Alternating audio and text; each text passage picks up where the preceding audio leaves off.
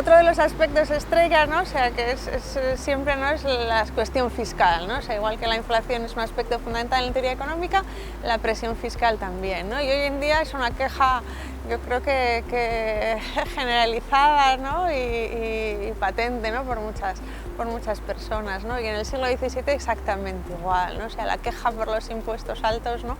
o por la presión fiscal elevada también es distinta, ¿no? En el siglo XVII quizá la situación era diferente porque la estructura impositiva era completamente diferente, ¿no? O sea, hoy en día el grueso, ¿no? de la presión fiscal depende de la renta, ¿no?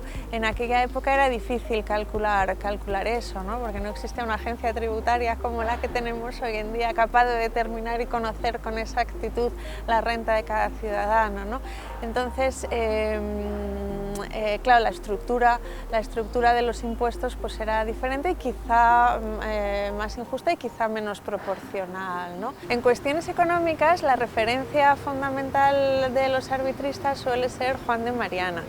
Juan de Mariana es en 1609 cuando publica su tratado y discurso sobre la moneda de vellón, y quizás sería el núcleo teórico o el fundamento teórico que implícitamente está presente en las ideas de casi todos los memoriales, ¿no? Juan de Mariana es conocido desde luego por sus ideas liberales. La escuela salamanca en general es bastante liberal en cuestiones económicas, ¿no? Pero un liberalismo bien fundamentado, ¿no? O sea, no es un liberalismo a lo mejor simplemente por aumentar, porque con menos control económico hay más crecimiento económico, sino que es un liberalismo bien fundamentado en la naturaleza humana, ¿no? O sea, las cosas tienen que corresponder a su justa proporción y los fundamentos del impuesto no son enriquecer al soberano, sino que son pues, sufragar los gastos de la corona. El objeto, ¿no? del gobierno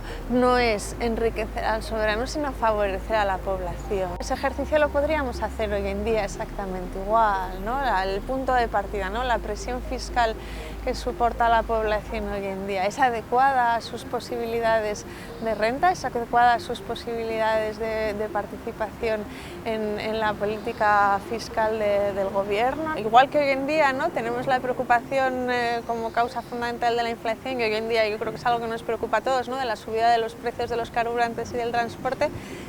Como dato curioso, ¿no? en los memoriales también aparece siempre referencias, ¿no? a la carestía de los precios y a la alza de precios, la subida de los transportes de la época, ¿no? Entonces hay unas medidas muy curiosas que limitan el uso de las mulas, ¿no? precisamente para encarecer, para tratar de limitar el precio de los transportes y con eso limitar el encarecimiento de los precios, ¿no? O sea que a finales del siglo XVII, cuando ya el alza de precios, ¿no? ya se hace insostenible, ¿no? pues tratar de limitar el precio de los transportes también es una medida. O sea, la preocupación por el precio de los transportes que tenemos hoy en día se comparte en el siglo XVII con estos transportes propios de la época.